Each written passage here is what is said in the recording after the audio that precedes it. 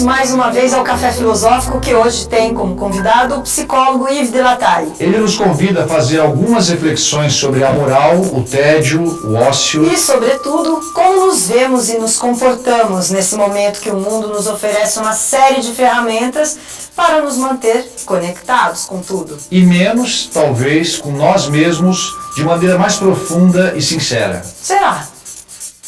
O tema de hoje é basicamente pensarmos a questão da moral, mas não como uma obra de desenvolvimento, mas sim a questão da moral com a contemporaneidade. Então, eu vou começar a minha palestra com um exemplo real de uma ação claramente moral e a sua motivação.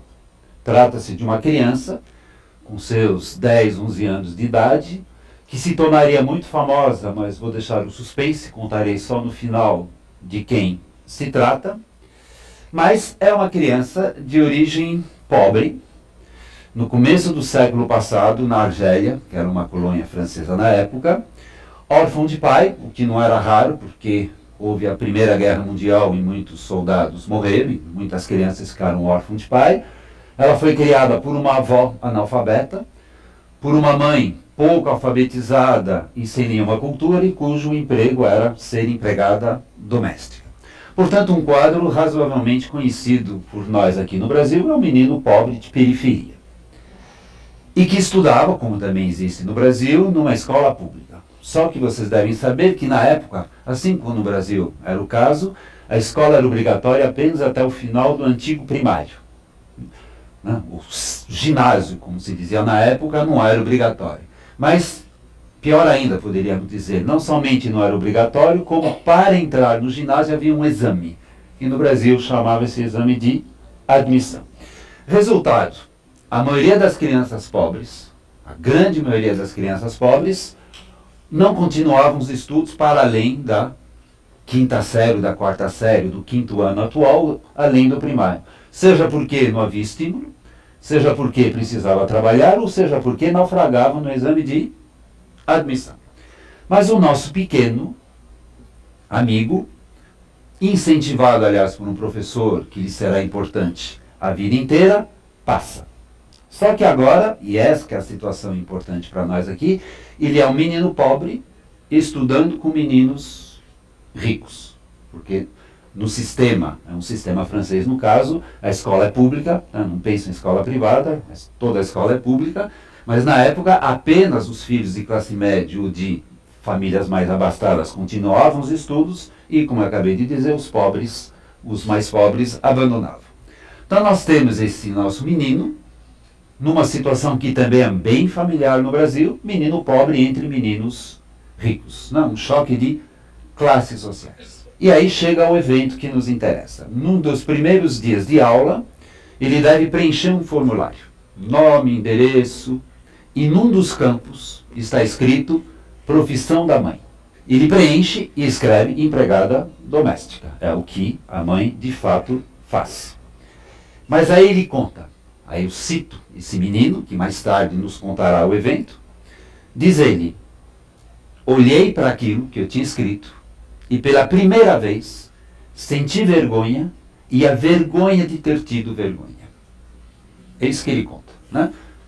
Quando ele olha, quando ele toma consciência de que ele escreveu que a mãe era empregada doméstica, repito, ele sente vergonha e pela primeira vez ele sente vergonha de ter tido vergonha. Ao que se refere essa segunda vergonha? Essa segunda vergonha é uma vergonha moral. Ele toma consciência de que ele tem vergonha de ser pobre, mas ele toma consciência mais aguda ainda que ele está tendo vergonha da mãe. Portanto, a segunda vergonha é uma vergonha moral. E, aliás, ele o explicita na sequência do texto, ele diz que mau menino eu sou, tá certo? Né? Não de ter vergonha de ser pobre, mas de ter vergonha da minha mãe, tá certo? Porque ela é pobre, anulando todas as outras qualidades que ela tem. Resultado evidente dessa situação, ele deixa escrito que a mãe é empregada doméstica e entrega o formulário dessa forma.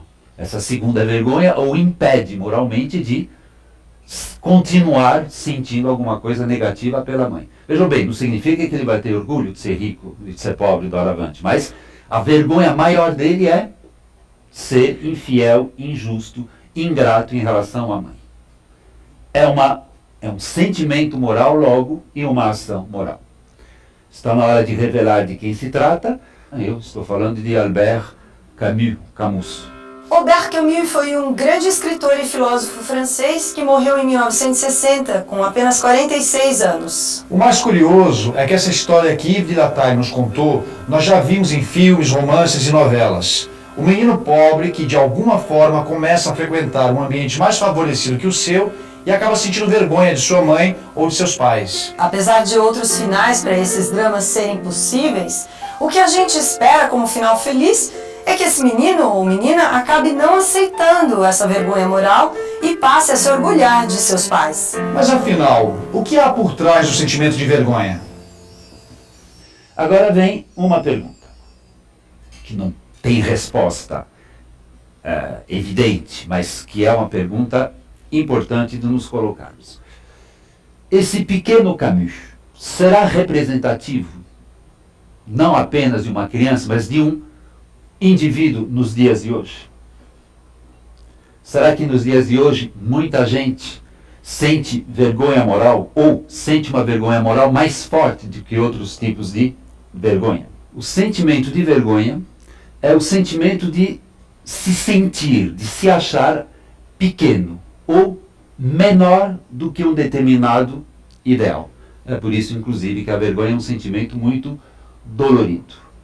Repito, quando a gente sente vergonha, a gente se considera, talvez erradamente, mas pouco importa, o que importa é que a pessoa se considera assim, inferior, pequeno, em relação a um ideal esse evidentemente valorizado. Um exemplo, para que fique clara a ideia do ideal valorizado. Uma pessoa que, porventura, sinta vergonha de se achar feia, essa pessoa valoriza ou não valoriza a beleza? Valoriza. Porque se não valorizasse a beleza, a pessoa poderia até ficar chateado, que pena, né? Se eu fosse bonita, abriria algumas portas, mas eu já não sou, então eu vou fazer outra coisa. Mas não seria vergonha, seria apenas um diagnóstico. Bom, não sou bonito, não. Uma pessoa que sente vergonha de ser pobre é uma pessoa que valoriza o dinheiro. Se não, poderia ter raiva de ser pobre, né? Poderia ter bronca de ser pobre, mas não vergonha. Muito bem. Aliás, poderíamos até dizer, né, que as vergonhas que a gente sente, se a gente as analisar, elas contam muito sobre a gente mesmo, né? Sobre os ideais, às vezes inconfessáveis, que a gente tem e, portanto, aos quais a gente gostaria de se aproximar ou se identificar. Tenho vergonha de mim pela passividade em ouvir, sem despejar meu verbo. Há tantas desculpas ditadas pelo orgulho e vaidade. Há tanta falta de humildade para reconhecer um erro cometido. Há tantos floreios para justificar atos criminosos. Há tanta relutância em esquecer a antiga posição de sempre contestar, voltar atrás e mudar o futuro. Se na vergonha a pessoa se sente pequena, se ela sofre de ser pequena, é provavelmente, sobretudo na vergonha moral, que ela almeja não apenas ela não ser pequena, como a vida dela não ser pequena, né? Porque a identidade de alguém é intimamente ligada aos próprios projetos de vida desta pessoa. Benjamin Disraelis, né? um pensador, tem uma frase que eu acho bem bonita, curta e significativa. Ele diz: a vida é curta demais para ser pequena. Então a pergunta é, isso que eu queria analisar um pouco com vocês. A vida de hoje, da contemporaneidade, que alguns chamam de hipermodernidade ou de pós-modernidade, neste mundo em que vivemos em geral uma vida pequena ou uma vida grande? Deixo a pergunta no ar, eu vou procurar respondê-la com a ajuda de uma metáfora, de duas metáforas, na verdade, que eu tomo emprestado, mas eu desenvolvo mais, de um autor da pós-modernidade, que certamente muitos de vocês conhecem, que é o Bauman. E o Bauman trabalha uma metáfora, que é a metáfora do peregrino versus a metáfora do turista.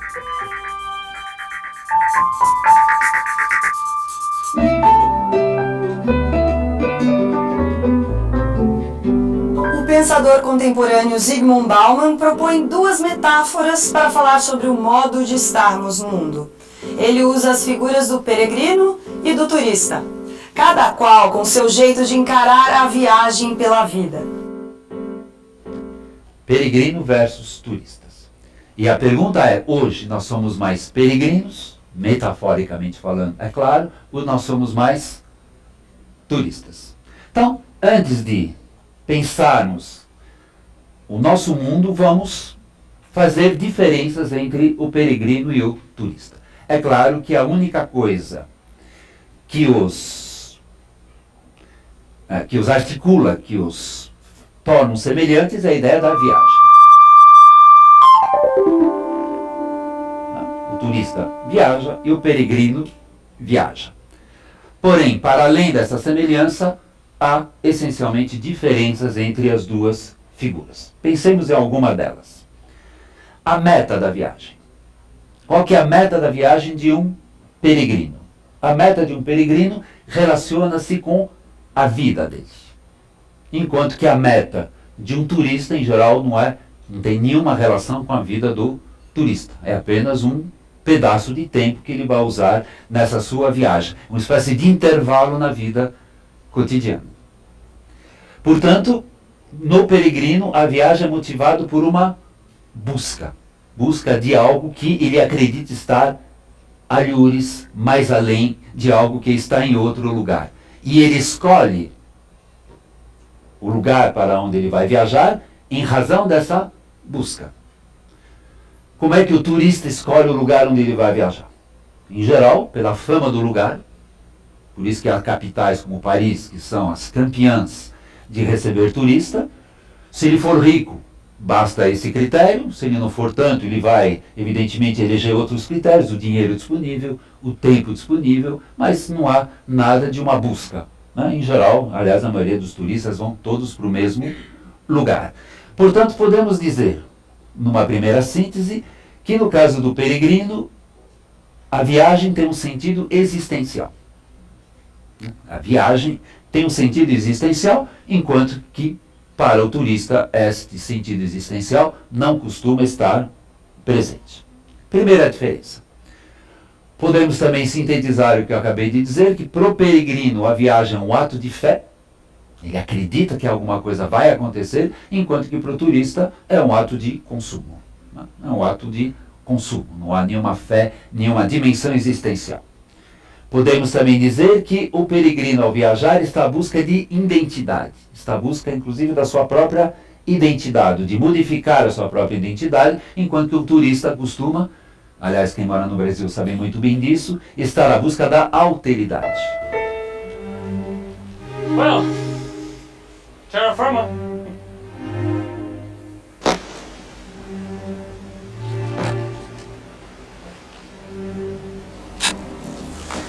We're probably the first tourists they've had since the war. Tunner, we're not tourists, we're travelers. Oh. What's the difference? A tourist is someone who thinks about going home the moment they arrive. Whereas a traveler might not come back at all. You mean I'm a tourist? Yes, Tunner. And I'm half and half. And how long do you plan to stay? Mr. Tunner will probably be staying 3 to 4 weeks, but my wife and I will stay on for a year or two. A year or two? In this place?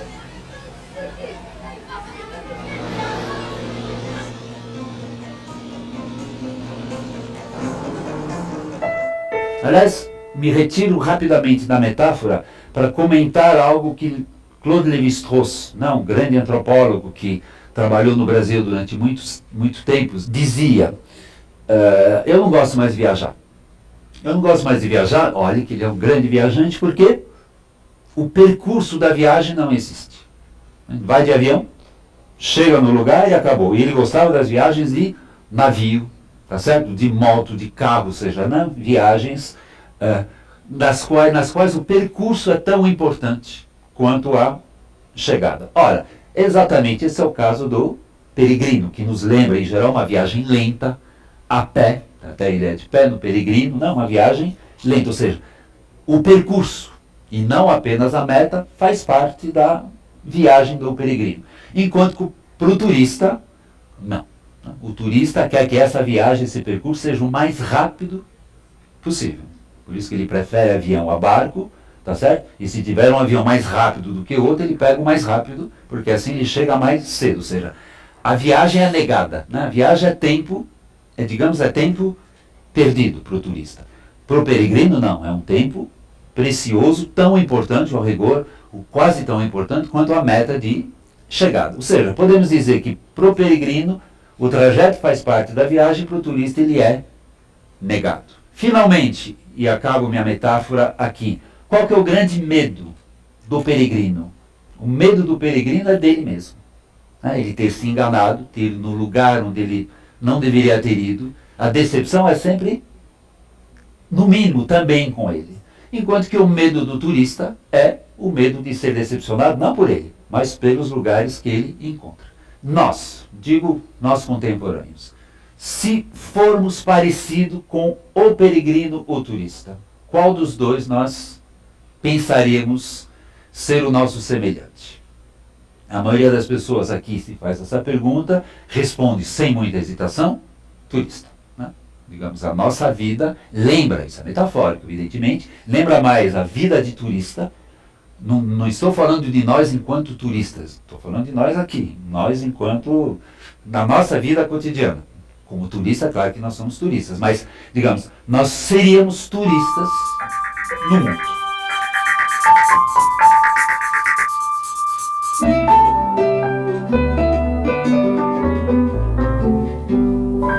Será que a gente se sente mais turista do que peregrino na vida?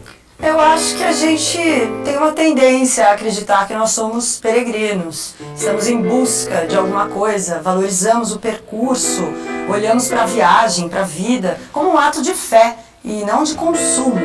Porque isso nos daria uma qualificação. Uma diferenciação, né? Eu acho que todo mundo se sente melhor acreditando que caminha por essa vida, perseguindo um ideal maior, que vale a pena. Que vale a caminhada. Mas ao longo da vida, a gente vai percebendo que o nosso peregrino talvez seja mesmo um turista. Quais serão elementos da nossa vida cotidiana que faz com que nos assemelhemos mais a turistas do que a peregrinos? E eu acho que existe um conceito central, que é o conceito de fragmento. A vida na qual nós vivemos, hoje em dia, é uma vida de fragmentos. Né? Não é um contínuo, não é um todo, mas é um fragmento. Uma espécie de colagem de fragmentos. Isso, por exemplo, se encontra na arte. Mas na arte, ótimo, a arte estética, e podem se fazer coisas lindas. Mas isso também se encontra no cotidiano. Tomemos um exemplo, meio banal, mas que é, ao meu ver, bastante claro. Um jornal na televisão. Um jornal na televisão, uma série de fragmentos. É um pouquinho de vulcão aqui, um pouquinho de aeroporto cheio lá, depois o intervalo, depois fecha e vai falar de futebol, etc e tal, são fragmentos, inclusive, contados por uma pessoa que quase que não muda a expressão, nem a voz, nem a emoção, seja lá que fragmento for. Eu diria, por que é fragmento? Você não tem nem tempo de se envolver com a notícia, ela já acabou. E além do mais, esses fragmentos duram algum tempo e depois eles somem. Agora, o turista vive por fragmentos? Quer dizer, agora não mais metaforicamente. A vida de um turista, enquanto ele é turista, é uma vida de fragmento? Sim.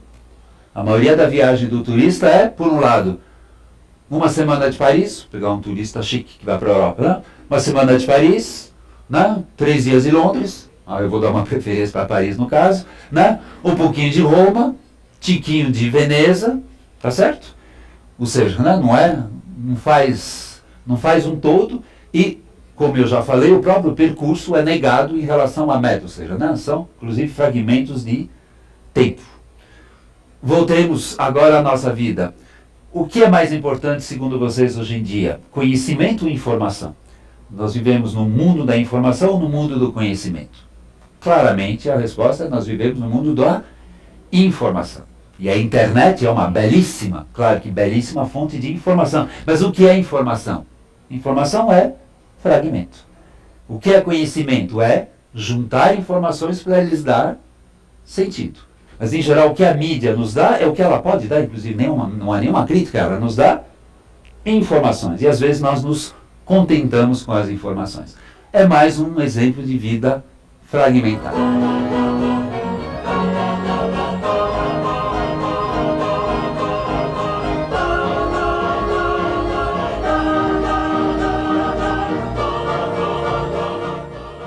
Tomemos agora o tempo.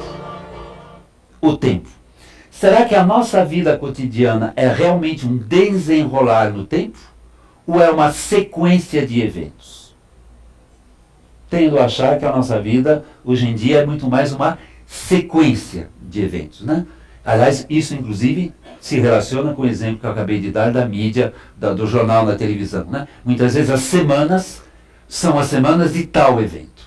Aliás, como diz Rubem Alves, eu acho que ele tem toda a razão, muita gente lê o jornal não por curiosidade pelo uma, mas para saber qual que é o evento da semana. Não. Hoje é a semana do quê? Quer dizer, a nossa vida cada vez mais é uma sequência de eventos. Né? O que nos acontece é aquilo que o que nos interessa, desculpa, é aquilo que acontece, não aquilo que se desenrola. E na nossa vida cotidiana também. Né? Eu não sei se vocês usam celular, provavelmente sim, porque pediram para vocês desligarem, mas é interessante o celular. Se vocês repararem, na maioria, não a gente evidentemente, mas na maioria das pessoas que usam celular, é um uso estranho, toda hora olhando para o celular. Toda hora olhando para o celular, porque agora dá para olhar, antigamente ele falava, agora ele mostra também, né? Daqui a pouco ele vai dar um cheiro também dele. Interessante no avião, a pessoa, na ponte aérea, 20 minutos de avião, a pessoa demora a desligar o celular, né? Precisa o piloto ameaçar. E primeira coisa, quando apaga as turbinas, antes de tirar o cinto, abre o celular. Aí eu fico me perguntando o que pode ter acontecido na vida desse sujeito em 20 minutos, que ele precisa estar atento. E como em geral não aconteceu nada, então a pessoa liga, vai fazer acontecer para outra pessoa. Sinceramente, pragmaticamente, não dá para convencer ninguém que a gente precisa estar tão atento a saber o que acontece toda hora, mas acho que é um ritmo de vida que a gente tem de qual que é a mensagem, qual é o torpedo, qual é o e-mail, tá certo? Isso, inclusive, acaba tendo inclusive influência nas próprias relações sociais. Fico imaginando alguém que passou o dia inteiro sem um torpedo, sem uma mensagem, sem um e-mail, sem um chamado, candidato a suicídio, porque não aconteceu nada naquele dia, tá certo? E outra coisa também, nos dias de hoje nós vivemos o eterno presente.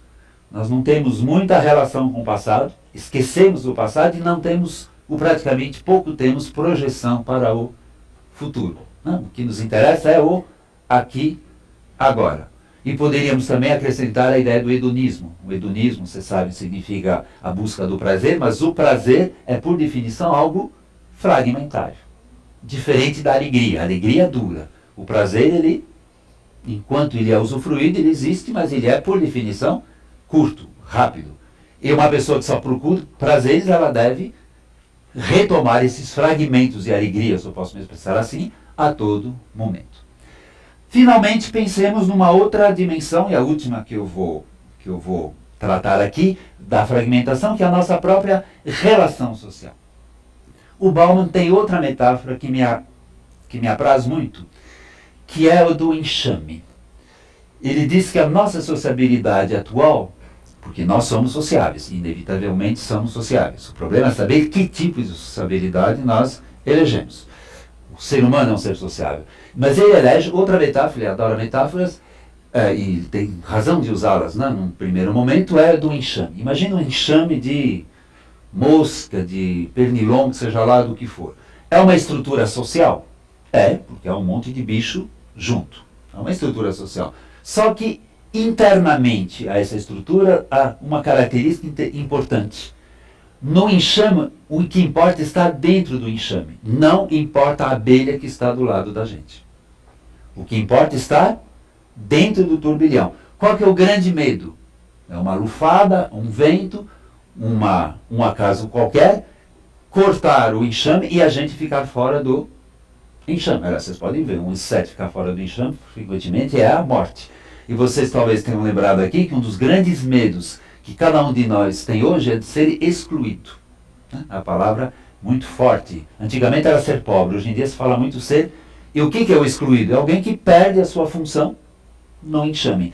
Resultado, o nosso grande interesse, a nossa grande busca, claro que sempre forçando um pouco o traço, é estar em contato com, não importa muito a rigor com quem. Né? O que não pode, o que é terrível, o que é a morte, é estar excluído. Aliás, no próprio mundo do trabalho se vê muito isso, tá certo? Né? Você raramente tem equipes que se formem, que continuam durante anos e anos e anos a trabalhar juntos. Sempre haverá uma equipe, mas quem estará nessa equipe muda muito. Aliás, talvez não seja por acaso que os adolescentes hoje falam em ficar. Né? O ficar é tipicamente a socialização de um enxame. Talvez não seja por acaso também que hoje em dia as pessoas casam mais tarde e descasam mais cedo. Né? Cada vez o casamento também é uma espécie de ficar momentâneo. Por isso a metáfora a metáfora do enxame. E enxame é fragmentos, são fragmentos de relações que leva, diz Bauman, eu tendo a concordar com ele, que as pessoas têm muito medo de investir em relação. Muito medo de investir em relação. Aliás, há uma outra articulação possível. Hoje em dia a gente tem tanto medo da dor que a gente evita, até inconscientemente, coisas que podem dar grandíssimos frutos, mas que tem o grande perigo de dar grandes desilusões. Né? Não sei se Romeu e Julieta é possível hoje. Né? Aquele grande amor que vai dar uma grande desilusão. Acho que as pessoas investem menos, talvez até por isso que os casamentos param mais cedo, porque não há um grande investimento, investem menos e, digamos, ficam menos exigentes em termos de relações sociais. Se é muito valorizado na sociedade de hoje o alto astral, né? Se a gente foge das pessoas focentas, né? Vai para as pessoas de alto astral, né? A gente não aguenta o peso do outro hoje em dia. Né? Por isso que a gente até é o tal do enxame, né? Alguém muito pesado, ele ameaça o enxame como um todo. Zygmunt Bauman é um sociólogo de 85 anos que propõe uma nova visão sobre a modernidade. Um conceito que ele chama de modernidade líquida, onde tudo é fluido, volátil, nas relações humanas inclusive. Tudo perde consistência e estabilidade. Todas as instituições, todas as relações e compromissos parecem se liquefazer. E dessa forma, vivemos a ilusão de estarmos em um mundo mais leve e livre. Sintetizando, se nós somos turistas, é talvez porque que, como turista real, nós vivemos pouco investidos no mundo, porque é difícil investir em fragmentos. A gente só investe em fluxo, a gente só investe em sentido, a gente só investe em coisas que duram, coisas que passam. A gente não investe muito. Aliás, eu faria aqui um pequeno parênteses para quem trabalha com educação. Hoje em dia os saberes, notadamente tecnológicos, são tão mutantes que é difícil dizer eu vou aprender tal coisa com uma grande paixão. Você aprende aquela coisa pragmaticamente, mas já está pronto para esquecer. Tá certo? Como diz o Bauman também, hoje esquecer talvez seja até mais importante do que aprender. Né? Porque o que eu sei hoje, amanhã poderá não ter nenhum valor.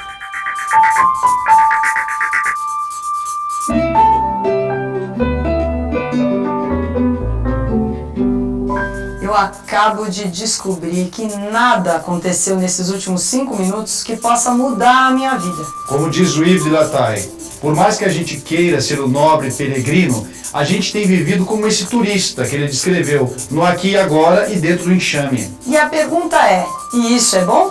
Eu posso piorar a sua pergunta? A gente tem alternativa? A gente quer encontrar alternativa ou isso, como ele mencionou, vai nos trazer o sentimento da exclusão? Repito a pergunta, e isso é bom? Sentir-se incluído nesse enxame onde tudo é fragmentado? Admitindo que eu tenha razão, e Bauman tinha razão, Lipovetsky tem razão, várias outras pessoas tenham razão. Essa sociedade é boa. Essa sociedade é boa, nós queremos viver assim. Essa sociedade nos dá alegria, essa sociedade é aquela que gostaríamos de ter. ou é aquela que a gente deve aguentar? Eu tenderia que nós não vivemos bem como turistas, tá certo? Nem o planeta vive bem, nem o mundo em geral vive bem, e nós mesmos não vivemos bem, e é por isso que eu falo que nós sofremos de tédio. Cuidado, não é o tédio básico, que é de ficar na fila do NPS durante 8 horas para ser atendido. Isso é o tédio normal, pelo qual qualquer um de nós passa. Aliás, o turista também, que em geral fica horas, né? Se vocês repararam, ser turista é fazer fila. Fila para comprar passagem, fila no check-in, fila para entrar no avião, fila para sair do avião, fila no aeroporto para passaporte, fila para bagagem, fila para subir na Torre Eiffel, essa é enorme, tá certo? Se você botar todas as pessoas da mais alta, é fazer muita fila. Mas eu estou me referindo ao tédio, no sentido antigo da palavra tédio, que é, digamos, uma vida vazia, né? O tédio é não suportar o tempo, porque o tempo não é preenchido como um contínuo, o tempo não faz sentido, ele não flui, né? E há uma ideia possível que nós hoje sofremos de tédio, desse tédio existencial. E seria por isso, inclusive, que a gente freneticamente busca ocupar incessantemente o tempo. Volta ao meu colega de avião do celular. A meu ver, essa ânsia por estar toda hora abrindo e-mail, vendo o celular, eu acho que é essa necessidade de ocupar o tempo. E uma das pistas, digamos, disso, eu diria, é essa busca da nossa sociedade, quase que insana, eu diria, por divertimento, né? Nós somos, hoje em dia, essencialmente animais lúdicos, né? Nós buscamos divertimento o tempo todo. Divertir é bom, passar o tempo é bom, ninguém nega isso, mas essa busca por divertimento o tempo todo pode ser suspeita, pode ser uma questão de tédio. Preciso ocupar o tempo, tanto que hoje em dia nós não vivemos no ócio, né? O que é o ócio? O ócio é não fazer nada, feliz da vida.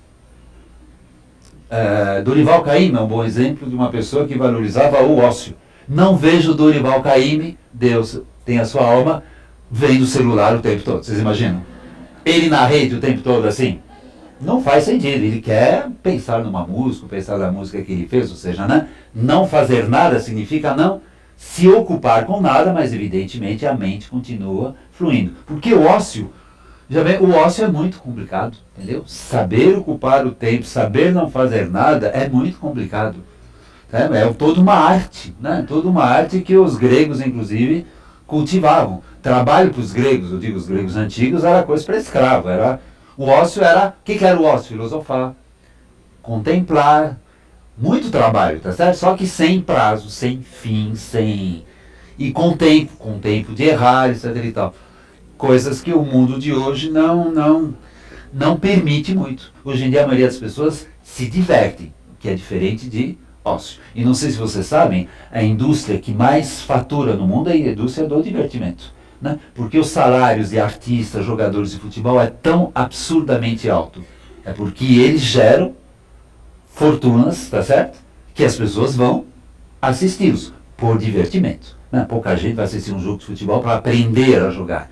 Vai assistir para se divertir. É bom, o problema é que isso se repete muito. Então, essa busca por divertimento, que às vezes inclusive entra na escola, quando os alunos exigem que uma aula seja alta astral, divertida, né? Que até penetre em áreas que deveriam ser mais áridas, é uma pista.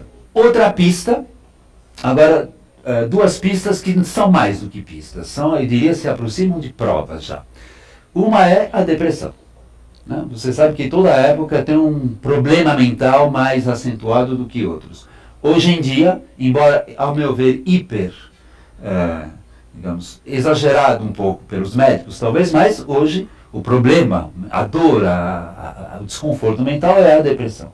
Olha, depressão, aliás, é um dos sentidos, é um dos sinônimos de tédio. O que é a depressão? Depressão é a vida não faz sentido. Claro, às vezes vem uma depressão que é causada por um evento específico, mas em geral ela passa. Mas a depressão em geral é um sinal de vazio. E você sabe o número de pessoas que às vezes, erradamente, aliás, porque aconselhadas muito afoitamente pelos médicos, mas tomam antidepressivos, né? E às vezes a depressão justamente é não aguentar tristeza, tá certo? Todo mundo pode ficar triste, mas hoje não, ninguém aguenta tristeza, uma pílula Tristeza que em geral frequentemente te passa a tristeza, mas você precisa mais uma, e evidentemente não resolve a questão. Mas ninguém explicaria porque tanta gente está ou acha que está em depressão se não fosse um certo vazio. Mas eu acabo com um último dado, que esse é o mais sério de todos, que é o dado do suicídio. Não sei se você sabe, mas desde a década de 80, nós estamos, no ponto de vista planetário, num pico de suicídio. Pelas estatísticas. Tá certo? Um dado da Organização Mundial da Saúde. Pense em as 3 formas de morte violenta intencional. Portanto, tiremos acidentes. Uma é crime, outra é guerra e outra é suicídio. É intencional e é morte violenta, evidentemente. Das 3, crime, guerra e suicídio, o que mata mais no mundo? Suicídio.